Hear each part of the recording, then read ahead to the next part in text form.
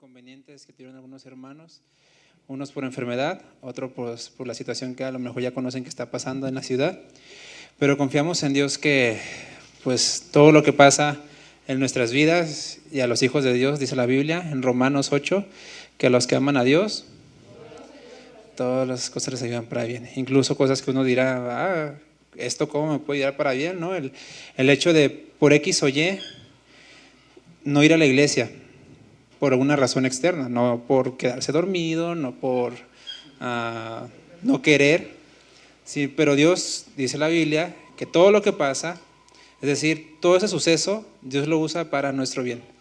Y es algo maravilloso saber que si nos vamos a profundidad en este texto, aún la estrella más lejana, Dios la puso ahí por amor a nosotros.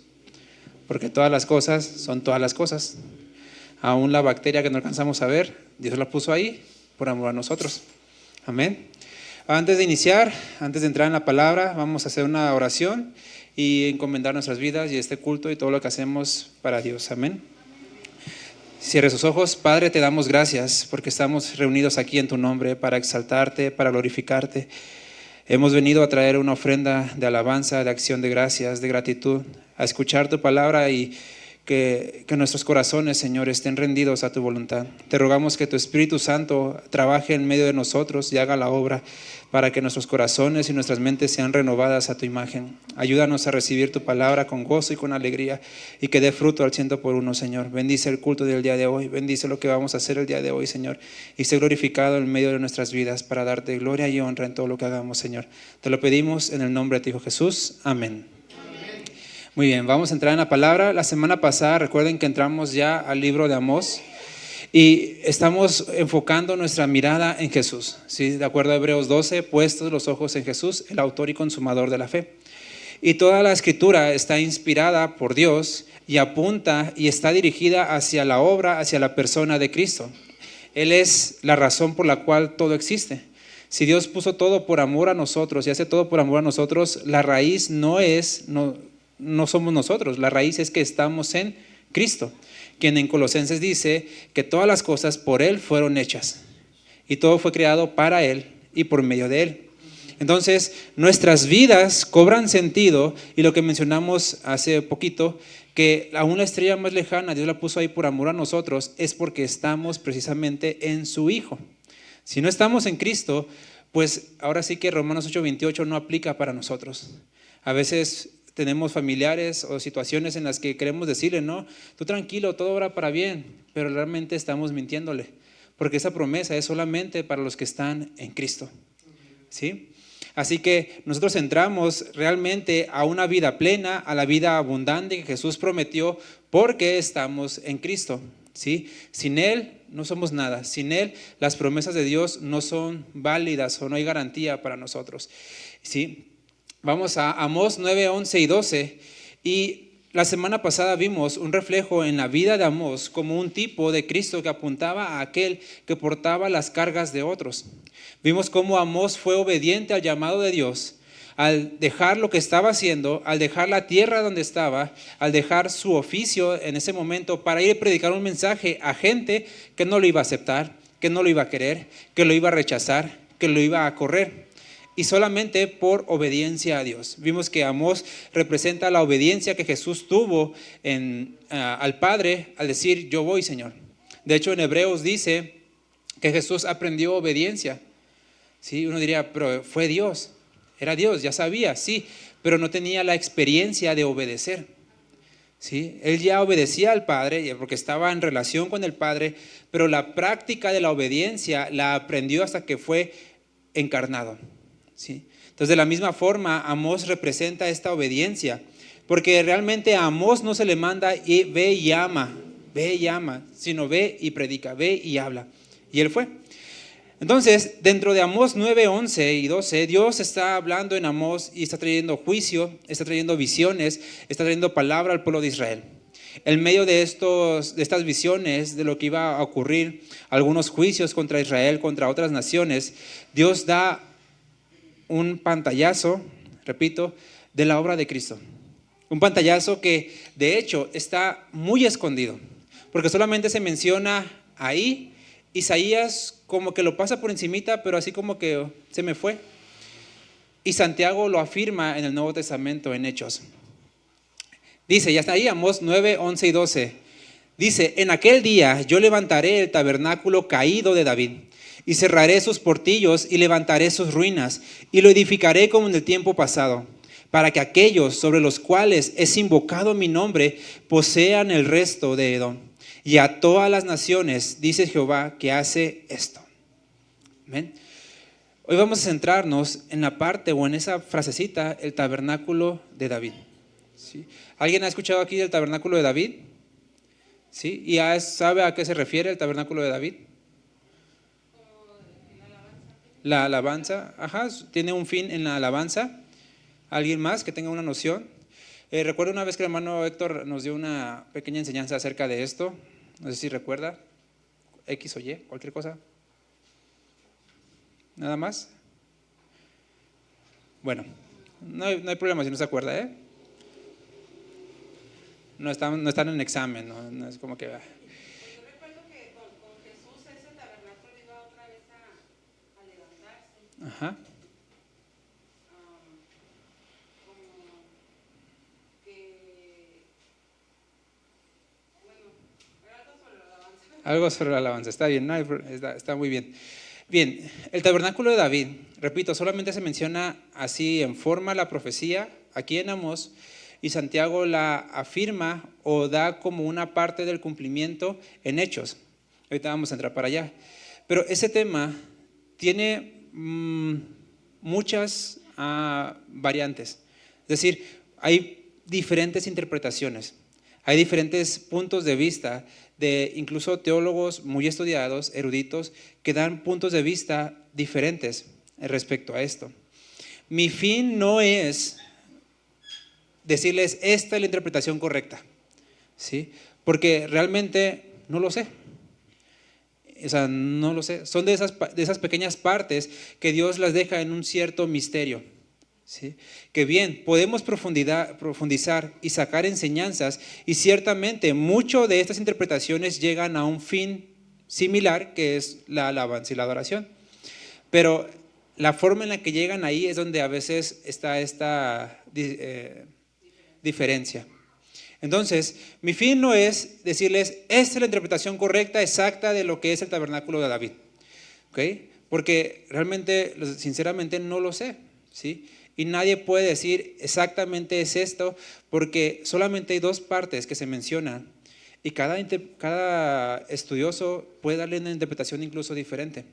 Sin embargo, lo que sí puedo hacer y lo que sí vamos a hacer es ver cómo esta referencia apunta sí y muy claramente a la obra de Jesús, ¿sí? A la obra de Cristo, a la obra de lo que Él hizo y hace y seguirá haciendo y va a hacer. ¿Ok?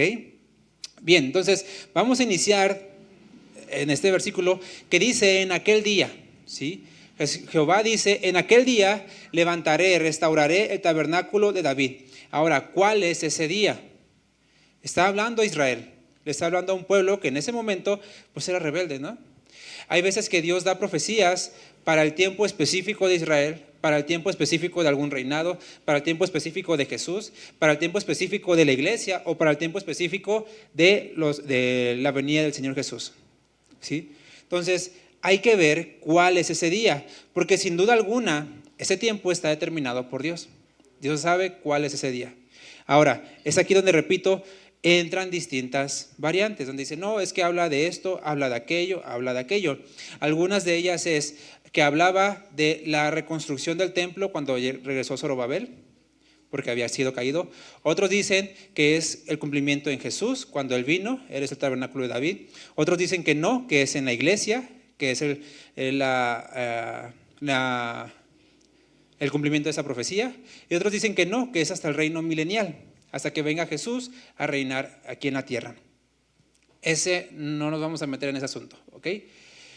Pero sí vamos a establecer qué es lo que dice Hechos 15, 14. Hechos 15, 14, 18, yo lo voy a leer en la Nueva Versión Internacional, usted léala en la versión que usted tenga.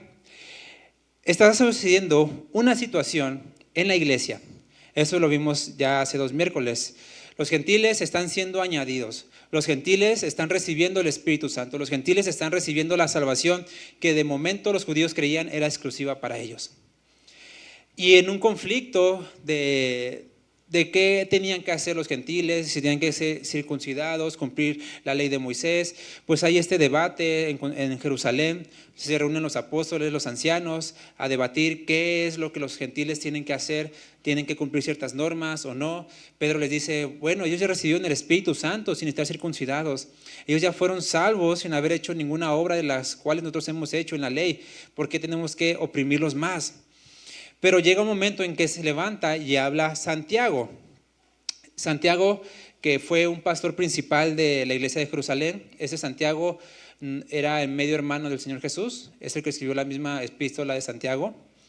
Y Santiago se levanta, Hechos 15:14, Nueva Versión Internacional, dice: Simón nos ha expuesto, es decir, Pedro, cómo Dios desde el principio tuvo a bien escoger de entre los no judíos un pueblo para honra de su nombre. Y Santiago dice, con esto concuerdan las palabras de los profetas, tal como está escrito. Después de esto, volveré y reedificaré la casa o el tabernáculo caído de David.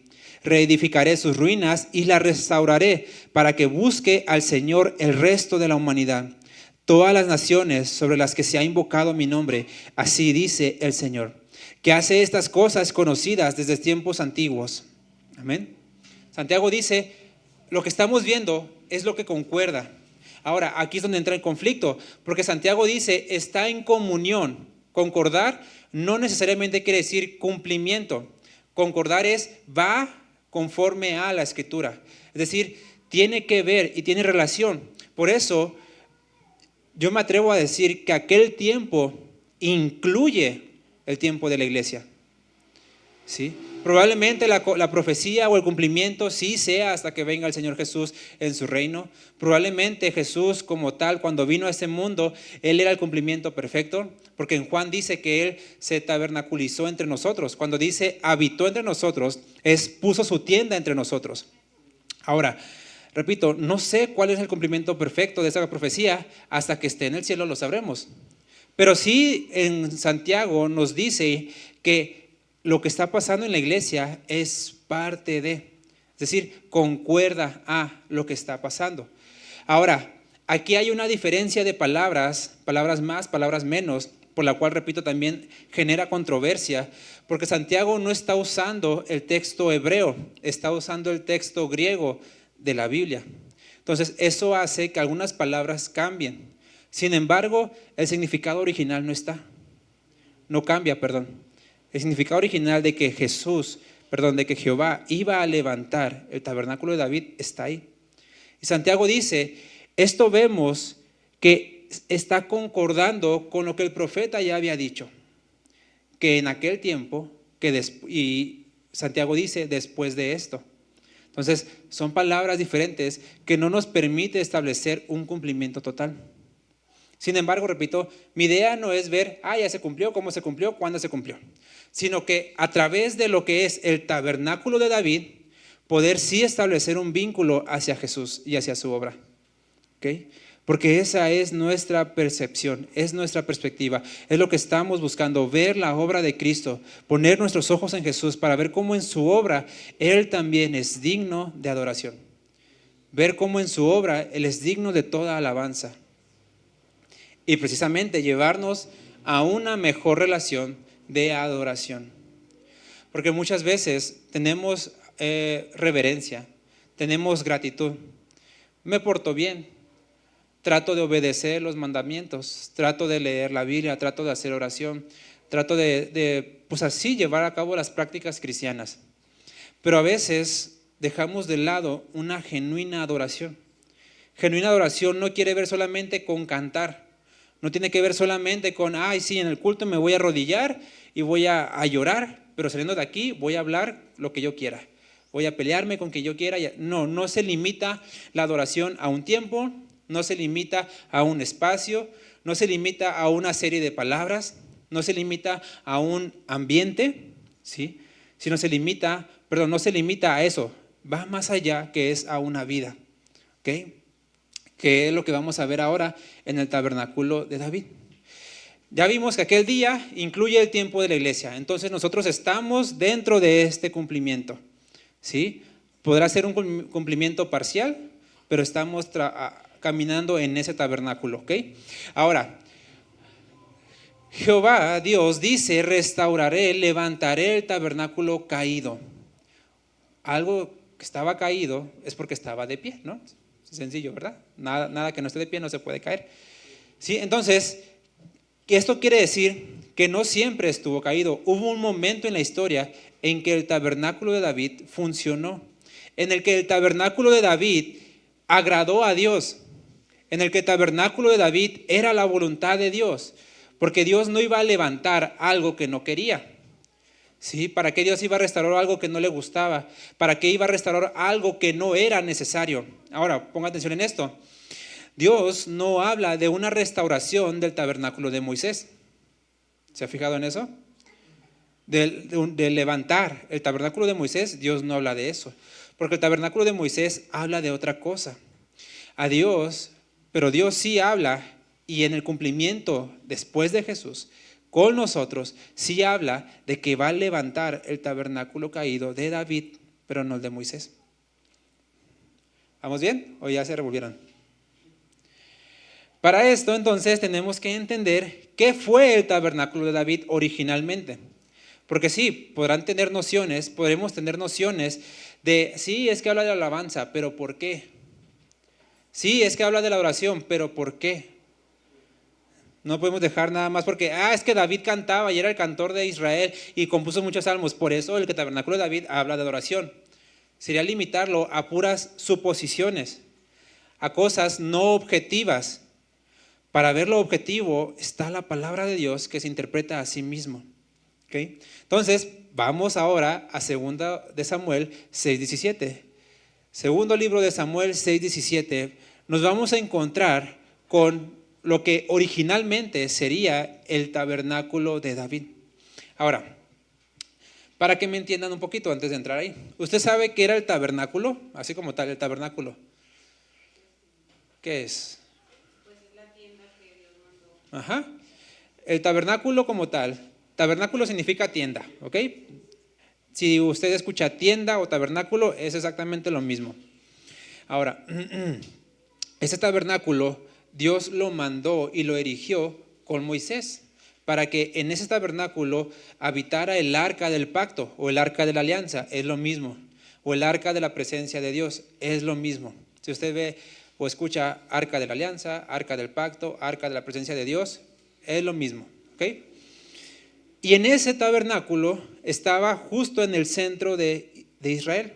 Israel, acuérdense que era un campamento, se iba moviendo, se movía de un lado para otro, pero el tabernáculo siempre estaba en el centro, para que todos tuvieran la misma distancia para ir hacia él. Este tabernáculo, Dios lo mandó y lo diseñó, no fue ocurrencia de Moisés.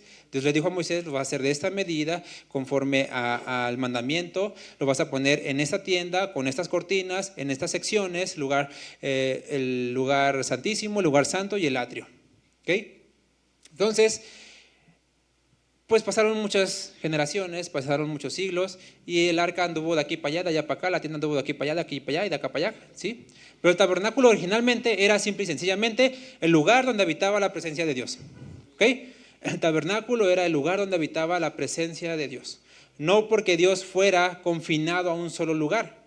No quiere decir que Dios fuera de la tienda ya no estuviera ahí. No, sino que donde Él manifestaba su presencia, su santidad, donde Él manifestaba su perdón, su gracia, su bondad, su poder, era en ese lugar, nada más. ¿Ok? ¿Qué pasó? 2 de Samuel 6:17 dice, el arca del Señor o el arca del pacto fue llevada a la tienda que David había preparado. Recuerde, tienda es lo mismo que tabernáculo. Allí la instalaron y luego David ofreció holocaustos y sacrificios de comunión en presencia del Señor. ¿Por qué la llevaron? ¿Qué pasó? Le cuento otra vez, historia rápida. Todo esto está muy resumido, ¿ok? Son siglos de historia. El arca del pacto sale del desierto. Recuerden que Israel está 40 años ahí. una generación se va, luego están otros alrededor de 30 años, 40 años también luchando por las tierras que Dios ya les iba a dar con Josué. Entran a la tierra prometida, se establecen, Josué reparte las tierras, les dice tú para allá, tú para acá, tú para acá, tú para allá, tú para acullá, y se quedan ya en la tierra prometida, ¿no? Entran todos felices y contentos con el arca también. Y el tabernáculo de David entra pues hasta que entra David. ¿Por qué? ¿Qué pasó? ¿Recuerda cuál fue el rey que estuvo antes de David? Saúl. Hasta los tiempos de Saúl, el tabernáculo de Moisés seguía en su lugar. Todo bien. Porque sí estuvieron los jueces y había tiempos de paz, tiempos de guerra, paz, guerra, paz, guerra, paz, guerra, paz, guerra. Ahí se le llevaron los jueces. Ellos piden un rey. Dios les dice, ok, ¿quieren un rey conforme ustedes quieran? Bueno, ahí está Saúl, ¿no? Y precisamente Saúl es el rey que el pueblo quiso. Saúl, en medio de su desobediencia, pues ¿qué pasa? Que el pueblo de los filisteos les arrebata el arca del pacto. Porque Saúl dijo, vamos perdiendo, pero si traen el arca del pacto vamos a ganar. Porque Saúl conocía el poder de Dios. Sin embargo, la presencia de Dios no es un juego para decir, no es mi genio mágico que me satisface mis deseos. Saúl estaba en pecado, estaba en desobediencia y se confió de que Dios le iba a cumplir su capricho. Y Dios, pues Dios, repito, no actúa de esas formas. Entonces, los filisteos, pues ¿qué pasa? Agarran el arca, se las quitan, vencen al pueblo de Israel y los filisteos se quedan con el arca. Usted conocerá la historia donde ponen el arca del pacto junto a los dioses filisteos y ¿qué pasa con los dioses filisteos? Los ídolos se caen, se rompen, ¿sí? Entonces, ¿qué dicen? No, y no solamente eso, sino que el arca del pacto para los filisteos fue maldición, porque hubieron plagas dentro del pueblo de los filisteos. Entonces, ¿qué? ¿Saben qué? Me la regresan, ¿no? Porque repito, la presencia de Dios no es un juego o no es un genio para decir, si está aquí la presencia de Dios, forzosamente todo va a estar bien. Ellos tenían la presencia de Dios en medio de ellos, pero ¿cómo les fue? Mal, porque estaba el juicio de Dios sobre sus vidas. ¿Qué pasa entonces? La devuelven a Kiriat Jearim, que es una de las tierras de Israel, y ya se queda en Israel, pero digamos que se olvidan, ¿no? Allá está el arca del pacto, en aquel rancho, digámoslo así. Sucede todo el problema, el pleito, la restauración. David entra al trono y en todo mover, David dice, ¿dónde está la presencia de Dios? ¿Dónde está el arca del Señor? Entonces David fue y mandó a llamar y dijo, ¿dónde está? Acá, tráiganla, porque debe de estar, o quiero la presencia de Dios aquí conmigo, o sea, que esté cerca de mí, porque David no rehuía a la presencia de Dios. Él sí sabía que él estaba con un corazón recto delante del Señor para tener la presencia de Dios. Así que la manda a traer no a la forma de Dios, sino a su propia forma. Sucede que alguien en ese caminar, porque pusieron el arca sobre unos animales para que la cargaran, y así no debía ser. El arca se va a caer, alguien dice, yo la cacho, ¿qué pasa? La toca y se muere. Entonces viene juicio y David dice, ¿saben qué? No, déjenla en casa de Obed-edom, ahí déjenla. Pasa el tiempo, David escucha que Obed-edom es bendecido, que le va bien, que es prosperada, y David dice, no, a ver, otra vez, vamos a ver, pero ahora sí, vamos a traerla conforme Dios manda, al mandato de Dios. No está mal desear la presencia, no está mal desear tener a Dios en mi vida, pero es a la manera de Dios, no es a mi manera. Entonces, David ahora sí pone a los sacerdotes a cargar el arca como debía haber sido en un principio, y él en obediencia se pone a ofrecer sacrificios durante todo el viaje, alabanza, exaltación, glorificación a Dios. Y pues por último ya llega a la ciudad de David, ¿sí? Y la establecen en una tienda ahora diseñada por David. ¿Por qué? Ya aquí en este momento ya no eran las especificaciones del tabernáculo de Moisés, ¿sí? Ya no era el rito, vamos a decirlo así, de Moisés. que estaba dividido en el atrio exterior, atrio interior, lugar santo, lugar santísimo, ya no. Porque eso fue un peregrinaje en el desierto hasta llegar a la tierra prometida. Ahora, el tabernáculo de David, lo que fue o lo que hizo esta tienda es marcar un cambio total, un cambio radical en la manera de percibir, de acercarse a Dios, en la manera de, sin violar la ley de Moisés, sin violar el estatuto de Dios, acercarse a Dios, adorar, alabar, presentar sacrificio y sobre todo una relación íntima con Dios. ¿Ok? Entonces, ¿qué es lo que pasa? Vamos a ver las diferencias del tabernáculo de Moisés al tabernáculo de David. Porque vamos a encontrar en estas dos partes la obra de Cristo. No perdamos el foco. Yo sé que podrá ser mucha teoría, podrá ser muchas cosas así técnicas, pero si lo entendemos, vamos a llevar una enseñanza maravillosa en cuanto a la adoración, porque a veces vivimos atados a un tabernáculo que ya no es. Cuando Dios lo que quiere es llevarnos precisamente a lo que Él dijo, restaurar el tabernáculo de David. El tabernáculo de Moisés mostraba el carácter de un Dios santo, justo, que no admite pecado en medio de él. Eso era lo que más resaltaba. Y lo encontramos en Levítico. Hay muchísimos capítulos y versículos donde Levítico dice, sed santos porque yo soy santo. ¿Sí? Levítico recalca eso una y otra vez. Sed santos porque yo soy santo. Entonces, el tabernáculo de Moisés nos muestra un lugar donde solamente una persona designada por Dios podría entrar una vez al año a ofrecer sacrificios, holocausto, alabanza y expiación por un pueblo. No solamente entraba a ofrecer a rociar la sangre sobre el arca, sino entraba también a ofrecer alabanza, que era la parte de los inciensos. Era también ofrecer alabanza. Y esta tienda, la tienda de Moisés, el tabernáculo de Moisés, estaba muy marcada por los sacrificios, por el derramamiento de sangre, por ofrecer una y otra vez y otra vez y otra vez y otra vez sacrificio por el pecado, sacrificio por el pecado, sacrificio por el pecado. Una y otra vez, dice en Hebreos que el sacerdote estaba día tras día, tras día, tras día, tras día ofreciendo sacrificio por el pecado. Es decir, había sangre por todos lados. Había sangre y sangre y sangre y sangre y sangre por el derramamiento de sangre.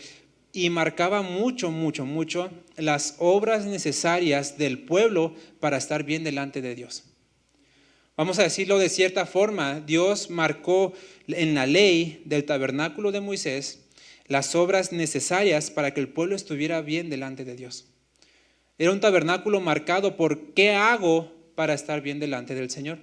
¿Qué hago para, vamos a verlo así, ganarme la salvación, ganarme el favor del Señor? ¿Qué hago? ¿Qué llevo? ¿Qué doy? ¿Okay?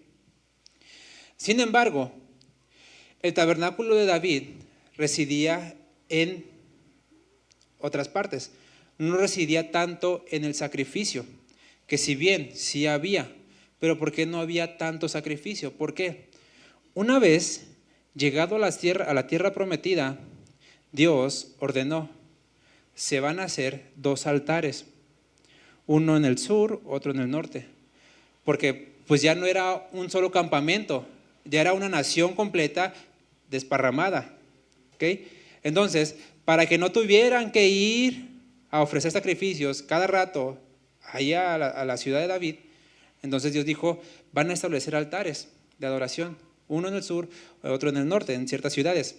Eso sí, dijo, de todas formas, en Jerusalén van a ir una vez al año, cosa que vemos con Jesús todavía en el tiempo de Jesús, una vez al año tenían que ir a Jerusalén. Ahora, pero ya no estaba marcada esta tienda de David solamente por ir a ofrecer sacrificio por el perdón. Ya no era tanto eso, sino que estaba marcada más por un diseño de adoración, un diseño de exaltación, un diseño de acción de gracias, de regocijo, de gozo. ¿Por qué? Primera de Crónicas 16, 4 y 6. Primera de Crónicas 16, versículos del 4 al 6. David establece el orden de lo que iba a ser vamos a decirlo así, el culto de adoración, el ordenamiento, cómo va a ser el orden para la tienda. Y dice, David puso a algunos levitas a cargo del arca del Señor para que ministraran. Esta administración tiene que ver con servir, es decir, puso a levitas a servir. Ministrar es igual que servir. Dieron gracias y que alabaron al Señor. Yo lo estoy leyendo en la Nueva Versión Internacional. Dieron gracias y alabaron al Señor Dios de Israel. Y nombra algunos: Asaf, Zacarías, Jehiel, Matatías, Eliab, Benaías, Obed-edom y Jehiel. Estos dice que tenían liras y arpas, es decir, instrumentos como el bajo, que tenían cuerdas. Y luego dice, Asaf también tocaba los címbalos, que eran los platillos, ¿sí? Y los sacerdotes Benaías y Jaasiel tocaban continuamente las trompetas del arca del pacto de Dios. Es decir, trompetas, si saben que las trompetas, ¿no? Ahorita son diferentes, en aquel tiempo eran como tipo cuernos, pero también eran trompetas que podías afinar. Ahora, todo esto habla de lo que muchos actualmente condenan, ¿no? Ni guitarras, ni bajos, ni nada que tenga cuerdas, ni mucho menos címbalos, platillos, hace un relajo. ¿Por qué Dios dice voy a restaurar aquello si Dios dice no me gusta? Ellos en su percepción dicen, eso no me gusta. A Dios no le gusta el desorden que causa eso. Y ciertamente, una cosa es alabanza y adoración y otra cosa es desorden. A Dios no le gusta y no le agrada el desorden. Pablo lo deja muy claro en Corintios, ¿sí? No le gusta el desorden. Pero alabarlo con címbalos, con trompetas, con panderos, con instrumentos, no implica un desorden. ¿Okay? Porque si esto que David hizo en el tabernáculo, en la tienda, a Dios no le hubiera gustado, ¿por qué Dios habría cambiado de parecer? Si en la Biblia nunca encontramos que Dios cambia. Dice la Biblia que Dios no se arrepiente, Dios no cambia. Dios no dice, antes me gustaba esto, ahora ya no me gusta. Hay muchas cosas que ciertamente entendemos de forma diferente respecto a Dios, pero no es porque Él haya cambiado, es porque una persona, es decir, Cristo, vino a mediar y ahora nuestra percepción delante de Dios es diferente. Pero Dios sigue siendo el mismo. Dice la Escritura, Él es el mismo ayer, hoy y siempre.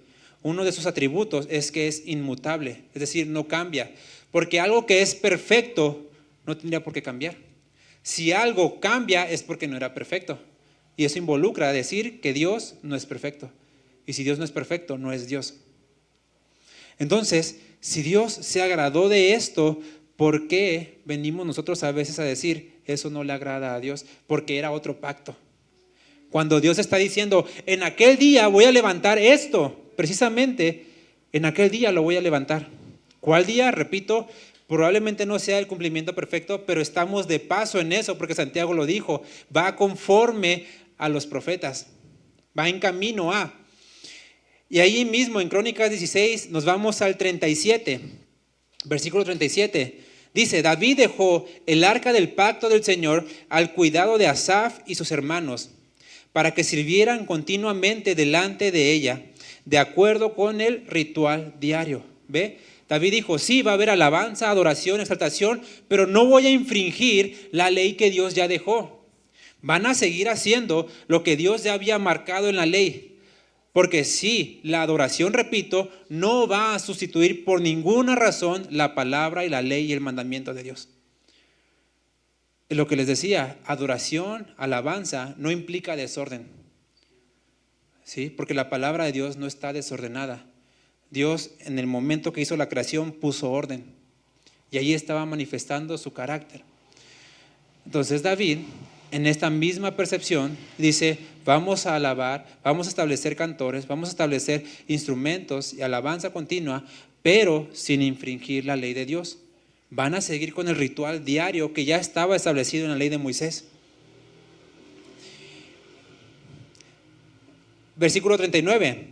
Al sacerdote Sadoc y a sus hermanos sacerdotes los encargó del santuario del Señor que está en la cumbre de Gabaón, para que sobre el altar ofrecieran constantemente los holocaustos al Señor en la mañana y en la tarde, tal como está escrito en la ley que el Señor había ordenado a Israel. Ahí es donde les decía, que les dijo, tú y tú se me van para aquel monte, donde Dios ya había dicho, Ahí van a establecer, a ofrecer holocaustos día y noche, por un sacrificio. Ahora, vean todo lo que logró David siendo un hombre imperfecto. Un hombre que lo que más recordamos muchas veces es su caída de adulterio. Un hombre que falló delante del Señor, un hombre que mandó a matar a uno de sus mejores amigos, a uno de sus mejores guerreros, a uno de sus oficiales más acá, que lo ayudó, que pecó y que dejaron este reinado, legado en hombres igual de pecadores e incluso más pecadores que David. Hombres imperfectos, hombres que se desviaron, otros que regresaron, pero en algún momento también se desviaron. Es decir, hombres imperfectos que de una o de otra forma llevaron a la destrucción de este templo. Hombres que por X o Y, tenemos por ejemplo, tan solo, David dice, yo quiero construirle un templo a Dios porque estoy en un palacio y él está en una tienda. Dios le dice, no lo vas a hacer tú, está muy buena tu idea, pero no lo vas a hacer tú, lo va a hacer tu hijo Salomón. Salomón construye el templo magnífico, pero ¿qué pasa? Siguiente capítulo, Roboam, ¿qué hace? Se divide el reino. O sea, nomás bastó 2 generaciones para que el reino se dividiera. Para que vean y veamos la imperfección de estos hombres. ¿Ok? Ahora, ya entendemos un poquito más lo que fue y es el tabernáculo de Moisés. Lo que fue y es el tabernáculo de David. ¿Ok? En esencia son diferentes. ¿Por qué?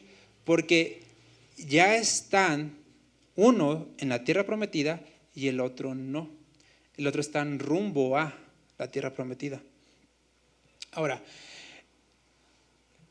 el Señor había establecido, repito, 2 lugares altos para el sacrificio. Sin embargo, la división de los 2 tabernáculos, vea que no ocurre exactamente a la posesión de la tierra prometida. Con Josué llega, reparte, establece, tú para allá, tú para acá, tú para acá, se establecen, hacen la tierra prometida, ya es de nosotros, ya llegamos, ya, hasta aquí, nadie nos saca. Pero hubieron 400 años de jueces donde no hubo ningún cambio en el tabernáculo. 400 años en los cuales ya estaban en la tierra prometida, pero la única diferencia es que Dios dijo, hay 2 altares extras. El cambio llegó no con una tierra prometida, sino ¿con quién? Con una persona. La división del tabernáculo, el cambio de las tiendas, llegó no con una posesión, sino con una persona. ¿Quién fue? David. David, que ya hemos estudiado, repito, es un tipo de Cristo. David, que Dios le prometió a David en Samuel, le dice, de tu descendencia levantaré un reino eterno. Un reino eterno, un reino que no tiene fin, ni principio. Ahí Dios le está diciendo básicamente, de ti va a venir el Mesías, de ti va a venir Dios encarnado. Porque ya hemos estudiado que algo eterno no puede salir de algo que no es eterno. Sin embargo, Dios le dice, de tu reino, de tu linaje vendrá algo eterno, alguien eterno. David es el rey elegido por Dios, al cual Dios en su gracia le dijo, de tu descendencia vendrá el Mesías. Pero vean esto, repito, estamos viendo cómo en el reflejo del tabernáculo de Moisés, la persona de David y el tabernáculo de David, estamos viendo un reflejo de la persona y la obra de Cristo. ¿Por qué? Hebreos 7, 23, 25. Hebreos 7, 23, 25. Porque a veces nosotros nos lamentamos y nos quedamos solamente en el tabernáculo que Dios ya quitó. Porque el tabernáculo de Moisés, en ningún momento Dios dice, lo voy a restaurar, lo voy a levantar otra vez, lo voy a hacer otra vez. ¿Por qué? Hebreos 7, 23, 25, NBI dice, ahora bien, a los sacerdotes la muerte les impedía seguir ejerciendo sus funciones y por eso hemos tenido muchos de ellos. Y Hebreos, el autor dice, pero como Jesús, el Hijo de Dios, permanece para siempre, su sacerdocio es imperecedero. Por eso también dice, puede salvar por completo. Creo que la 60 dice para siempre. ¿Sí dice eso? Perpetuamente. Puede salvar perpetuamente a los que por medio de Él se acercan a Dios. ¿A los que por medio de quién? No de una tienda, no de un sacrificio, sino por medio de Jesús nos acercamos a Dios. Y termina diciendo, ya que vive para siempre, para interceder por ellos. ¿Recuerdan lo que les mencioné del tabernáculo de Moisés? El sacerdote tenía que estar día tras día, tras día, tras día, este ya pecó otra vez, ahora pecó aquel, ahora un sacrificio por esto, un sacrificio por aquello, un sacrificio por acá. Pero dice en Hebreos, ya no. Él se ofreció una sola vez y para siempre. Por eso dice, los que se acercan a Dios por medio de Jesús, dice que Jesús los puede salvar perpetuamente, por completo, no a medias. No que, sí, Yesé, te salvo, pero la mano no se te salva, así que vas a tener que ofrecer sacrificio por esa mano. Sí, te salvo a ti, pero ¿sabes qué? Tu pie no me gusta, así que ese no me alcanzó la gracia suficiente para salvarlo, tráeme un carnero para ese. No, dice, Él es suficientemente poderoso para salvar por completo. ¿Por qué? ¿Esto qué es lo que hace? Que vuelve ya obsoleto el sistema antiguo. Porque el sistema antiguo no es que Dios dijera, no me sirvió, otro plan, no. Era precisamente para manifestar que no íbamos a poder si no era por Cristo. Pablo en Romanos dice, la ley no es que fuera imperfecta, la ley no es que no funcionara, la ley no es que Dios se equivocara, sino que la ley Dios la puso para mostrarnos que no podemos. La ley me dice, no peques, no robes, no mientas, porque si no estás en la ira de Dios. ¿Y qué dice Pablo? Pues ¿qué? No puedo. Peco, entonces estoy separado.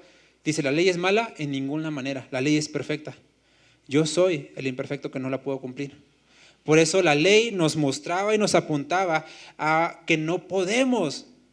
El tabernáculo de Moisés nos muestra que no podemos, que teníamos que estar día tras día, básicamente segundo tras segundo, minuto tras minuto, ofreciendo sacrificio porque no íbamos a poder. Si nos pusiéramos así como muy meditadores, medita en su cabeza, no me diga, ¿cuánto es el tiempo máximo que usted dice estuve sin pecar? Así dice, ¿cuánto es lo que más he durado en mi vida sin pecar? Uno va a ver sacando cuentas, a ver, no le hablé mal a mi mamá, obedecí, y luego, espérenme. Ahora, ponga esto, ¿no? Porque, el ejemplo, ¿no? ¿Por qué dormimos? Porque estoy cansado, porque necesito descansar, porque necesito nuevas fuerzas, porque me gusta, etcétera, ¿no? ¿Cuál es el primer y más grande mandamiento que dijo Jesús? Amarás al Señor tu Dios, ¿con qué? Tan solo con eso ya. Porque ¿quién puede decir, no, sí, Dios ocupa todo mi corazón? Nadie puede decir, porque tenemos deleites, gustitos, que están ocupando todavía. Y ya con eso, ni un segundo dure. Si somos muy estrictos, repito. Entonces, ¿qué es lo que pasa? Es necesario un intermediario sí o sí, es necesario un salvador, es necesario alguien que venga a cambiar este tabernáculo porque no vamos a poder. Precisamente por eso Santiago dice, en esto se cumple lo que el profeta dijo, restauraré el tabernáculo de David. ¿Por qué? Porque ellos dicen, ni nuestros padres pudieron cumplir la ley, ¿por qué nosotros vamos a exigirles a los gentiles que cumplan la ley? Si nosotros siendo judíos de nacimiento no pudimos con la ley, ahora estos que nunca han practicado nada de esto, ¿por qué les vamos a poner este yugo y esta carga? Habiendo pues pasado el tabernáculo, la persona de Cristo, cuando Él vino a poner su tienda entre nosotros, recuerden que eso está en Juan 1, dice, y Él habitó entre nosotros. Él puso su morada, Él puso su tienda entre nosotros. Cristo vino a establecer un nuevo tabernáculo. El tabernáculo que Dios dijo, en aquel día voy a levantar el tabernáculo caído. ¿Por qué? El tabernáculo de David, vamos a decirlo así, se fue, se esfumó. Pero después de eso ya no hubo templo. Hubieron dos templos. El templo de Zorobabel, que encontramos en Ageo, cuando dice, y vimos la gloria de Dios que cayó sobre esta casa, hasta se hacen canciones, ¿no? Y se llenó la casa de esta gloria. Y luego este templo también es destruido, ¿sí? Tiempo después. Y luego entra otro templo, que es el templo de Herodes, que es en el tiempo de Jesús, a donde iban los israelitas. Pero es el de Herodes, porque Herodes el Grande, este rey, quiso congraciarse con el pueblo y les construyó el templo. Sin embargo, estos dos templos nunca se menciona que ya había levantado el tabernáculo de David. Porque los israelitas, el pueblo judío, levantaron los templos, pero para regresar al tabernáculo de Moisés. O sea, volvieron a levantarlos, pero su fin no era seguir lo que David había dejado. Su fin era regresar otra vez a Moisés. Regresar a la ley, regresar a los sacrificios, regresar a solamente por obras, regresar al mandamiento y no a la gracia, a la adoración, a la exaltación, a la intimidad, a una relación profunda con Dios. Ahora, entendemos que vivimos o que necesitamos vivir no en el tabernáculo de Moisés, porque esto nos lleva a una vida de sacrificio, a una vida de ¿qué tengo que hacer para ser salvo? ¿Debo dejar de robar? Dejo de robar, pero hay más cosas. ¿Debo dejar de hacer esto? ¿Debo dejar de hacer aquello? Y empiezo a querer vivir por reglas, a vivir por normas, a vivir por estatutos de hombres a veces, por tradiciones.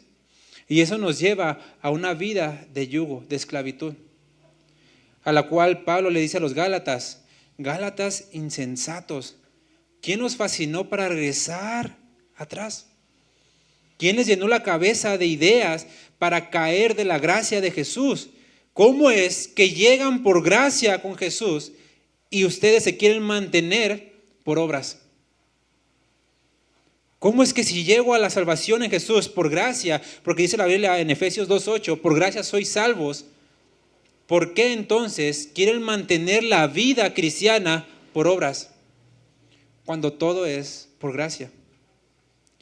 Y es que a veces malentendemos lo donde Hebreos dice, ocúpense en su salvación con temor y temblor. Creemos que, es que si no la cuido, la voy a perder. Ahí Hebreos nunca dice, cuídenla. Dice, trabajen en lo que ya tienen. Ocuparse es, ya lo estoy trabajando. Me estoy ocupando en lo que ya tengo. ¿Y cómo me voy a ocupar? Puestos los ojos en Jesús. Porque la vida cristiana, entras por gracia, te mantienes por gracia y te vas al cielo por gracia. En ningún momento vamos a regresar o necesitamos regresar a las obras del tabernáculo de Moisés. Esto fue lo que Jesús enseñó en Juan 4:23. Juan 4:23 y 24.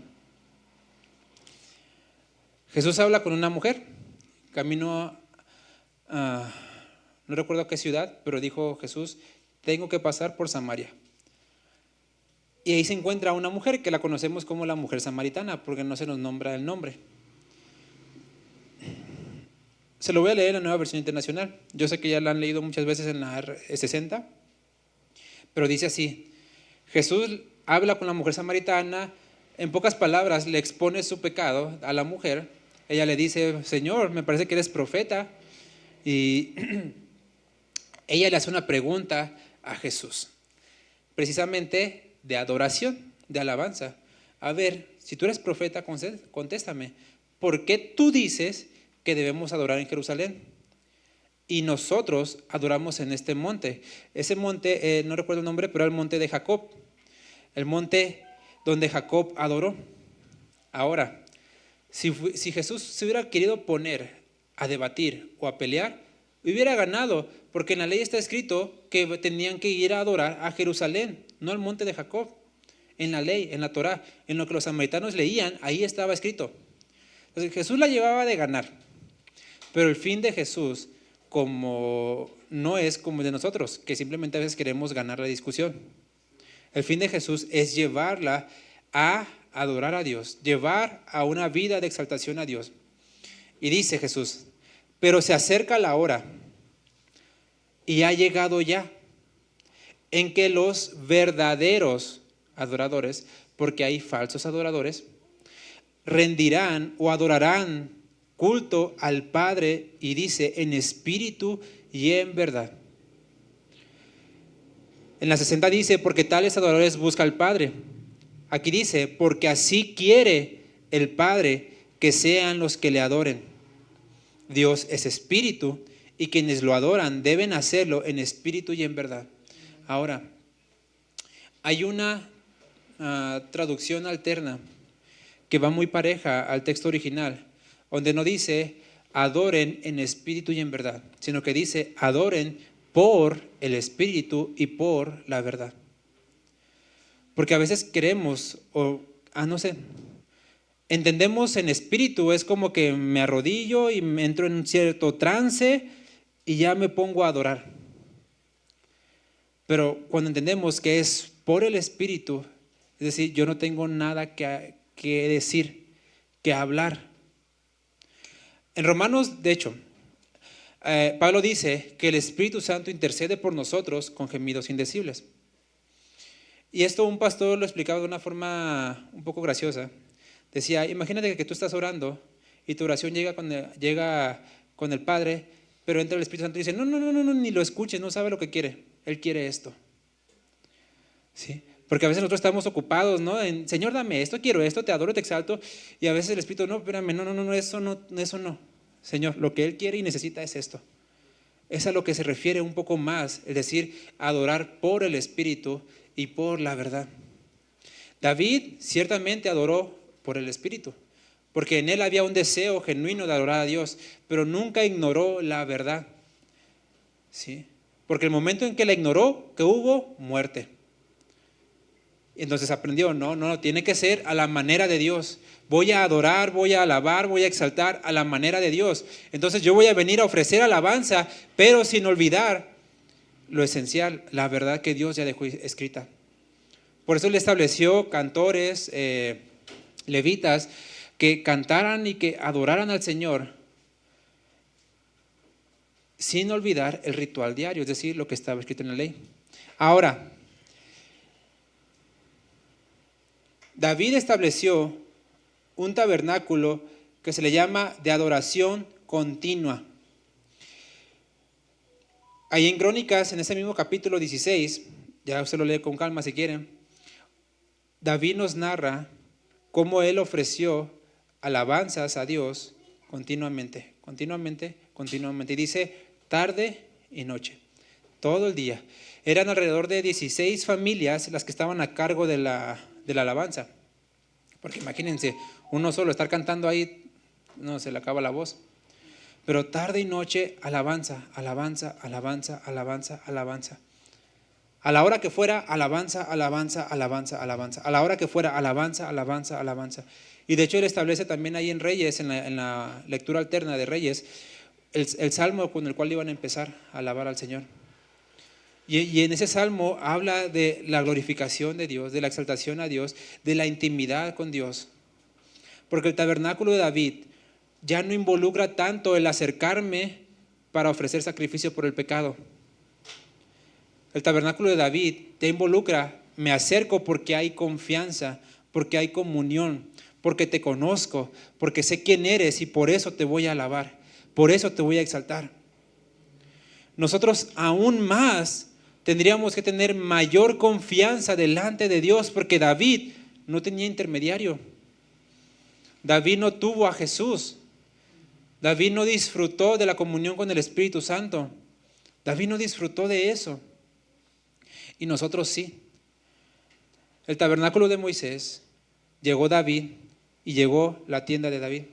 Ahora nosotros ya no estamos en una vida de reglas, de leyes, de yugo, de haz esto y serás salvo, haz esto y sigue este patrón, sigue estas leyes y podrás alcanzar salvación. No, es por una sola persona, por un solo mediador, que nosotros podemos entrar confiados a ofrecer alabanza a Dios. No llegamos a ofrecer sacrificio, porque ¿qué sacrificio mayor podemos dar que el Hijo de Dios? Más bien Pablo dice, ofrezcan sus cuerpos en sacrificio, y no dice sacrificio muerto, sacrificio vivo, porque ya no hay nada muerto que podamos ofrecer a Dios por lo que Él ya hizo en la cruz. Por eso dice que su vida sea un sacrificio vivo. Es decir, ustedes vayan y sirvan al Señor. Un sacrificio vivo, santo y agradable a Dios. Primera de Corintios 9, 16, 20. Y ya vamos a terminar. Primera de Corintios 6, 19 y 20.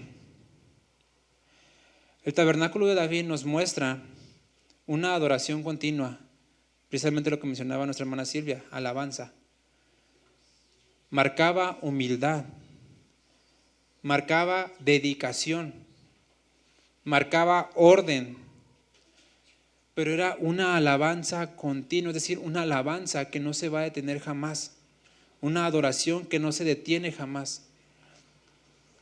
Por eso a Dios le agradó restaurar este tabernáculo, no el de Moisés, porque el de Moisés ya fue satisfecho con Cristo en la cruz. Y nuestras vidas ahora tendrían que vivir en el tabernáculo de David, con una adoración continua, con una exaltación continua, sin descuidar la palabra de Dios, sin descuidar las leyes de Dios, exaltarlo todo el tiempo, en todo momento. Y bien, ese tabernáculo era físico, pero ahora, dice 1 Corintios 6, 19, 20, se las voy a leer en otra versión, que es una versión parafraseada de la lenguaje actual. Y dice, el cuerpo de ustedes es un templo. Y en ese templo vive el Espíritu Santo que Dios les ha dado. Ustedes no son sus dueños. Cuando Dios los salvó, nos salvó, en realidad nos compró. Y el precio que pagó por nosotros, por ustedes, fue muy alto. Por esa razón, deben dedicar su cuerpo a honrar y agradar a Dios. Nosotros no podemos llegar al culto de adoración, a la tienda de David, a ese tabernáculo sin haber pasado por Jesús. El pueblo no rindió culto y adoración antes de David. Fue hasta que llegó David, fue hasta que llegó la persona de Cristo, que tú y yo dejamos ya los viejos rudimentos de qué tengo que hacer para ser salvo. Ya fue satisfecho en la cruz. Cree en el Señor Jesucristo y serás salvo. Ahora nosotros vivimos en un tabernáculo de adoración, en un sacrificio continuo. Es decir, que nuestras vidas estén adorando y alabando a Dios 24/7, todos los días del año, todos los días. Cuando duermo, alabar a Dios. Cuando trabajo, alabar a Dios. Cuando estoy trabajando, estudiando, glorificar a Dios. Porque es una exaltación continua y eso es lo que Dios quiere restaurar. Y muchas veces nosotros vivimos atados a otro tabernáculo. Un tabernáculo que ese está allá y allá se adora y allá voy a adorar. Es decir, muchas veces creemos que venimos aquí al culto a adorar, y sí lo hacemos, pero lo dejamos como que es ahí el lugar. Dice Dios, no. Ahora, cada uno de nosotros somos un tabernáculo, un lugar de adoración, un lugar de exaltación, un lugar de glorificación a Dios. Como les he dicho anteriormente, la única creación de Dios que ha sido rebelde a Dios somos nosotros. Porque dice la Biblia que la creación le canta, la creación la adora. Dice la Biblia en los Salmos, los cielos cuentan la gloria de Dios y el firmamento anuncia la obra de sus manos. Un día a otro día transmite la obra de Dios. Y nosotros somos, repito, los únicos que decimos, hoy no tengo ganas de alabar, hoy no tengo ganas de adorar. A veces, no, por gustos, es que esta alabanza no me gusta. No es para nosotros. Sí. Especialmente, yo creo, ¿no? Tenemos mucho cuidado nosotros en las canciones que escogemos. Tratamos de no cantar cualquier cosa, porque reconocemos que es la alabanza para Dios, la exaltación para Dios. Porque hay de nosotros si cantamos tontería y media que a veces cantan por ahí. ¿Sí? Porque la alabanza no es para yo hacerme sentir bien. La alabanza es para glorificar a Dios. Y en eso soy bendecido. Ciertamente la alabanza nos puede quebrantar, nos puede llevar a adorar, nos puede, a arrodillarnos, nos puede llevar a gozarnos, a alegrarnos, pero todo eso es en el Señor. En el Señor. Y como hemos mencionado antes, con orden.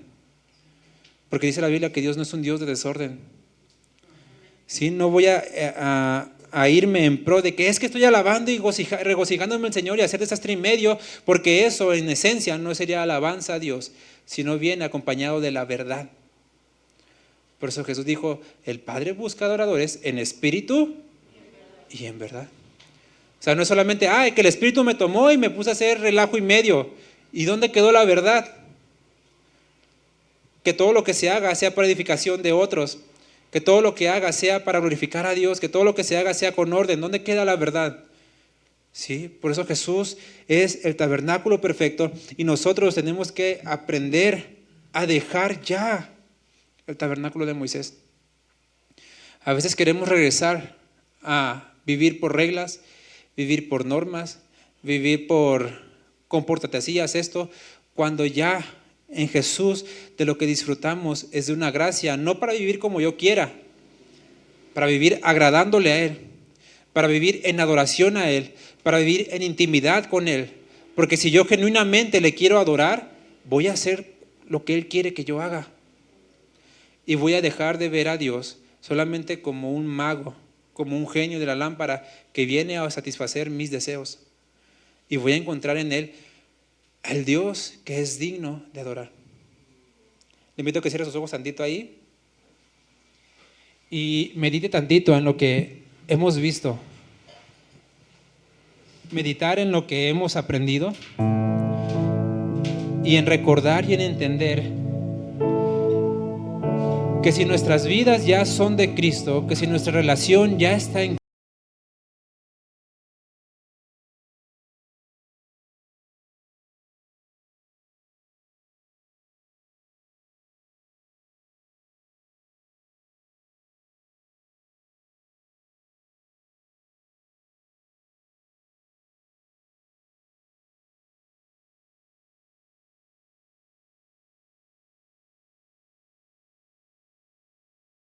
de la creación que no te alaba. Quiero alegrarme y gozarme en ti, exaltarte y glorificarte. Quiero vivir una vida que te agrada, porque a Dios lo que le agrada es la adoración. Por eso Él dijo, voy a restaurar el tabernáculo caído de David. Y muchas veces en eso nosotros también tenemos un tabernáculo caído. Porque sí, ya pasamos por el sacrificio, ya aceptamos a Jesús, ya creemos en Jesús, pero aún seguimos atados a las leyes antiguas, a vivir por reglas, a vivir por normas, a vivir por estatutos y no a vivir por gracia, alabando y exaltando a Dios con mi vida. Dios lo que quiere es que nuestras vidas le alaben, que nuestras acciones le glorifiquen, y en eso vamos a obedecer al Señor.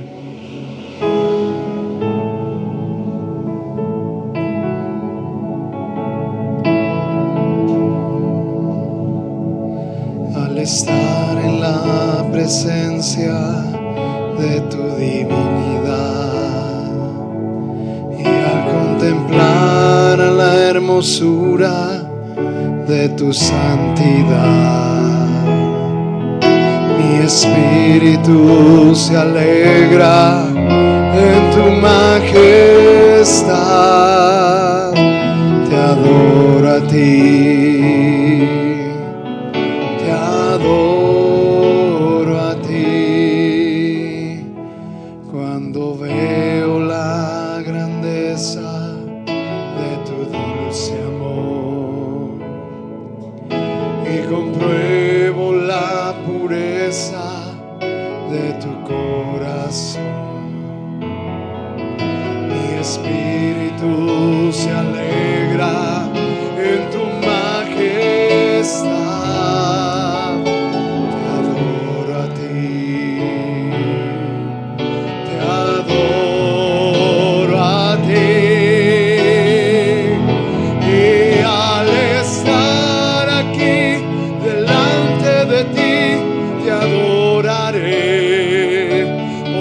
postrado ante ti, mi corazón te adora, oh Dios, y siempre quiero estar para adorar y contemplar tu santidad. Te adoro a ti, Señor, te adoro a ti. Una vez más se lo decimos. Al estar en la presencia de tu divinidad y al contemplar a la hermosura de tu santidad, mi espíritu se alegra en tu majestad. Te adoro a ti, te adoro a ti. Cuando veo la grandeza de tu dulce amor y compruebo la pureza de tu corazón, mi espíritu se alegra en tu majestad. Te adoro a ti, te adoro a ti, y al estar aquí delante de ti te adoraré, postrado ante ti, mi corazón te adora, oh Dios, y siempre quiero estar para adorar y contemplar tu santidad. Te adoro a ti, Señor, te adoro a ti. Y al estar aquí delante de ti te adoraré, postrado ante ti, mi corazón te adora, oh Dios, y siempre quiero estar para adorar y contemplar tu santidad. Te adoro a ti, Señor, te adoro.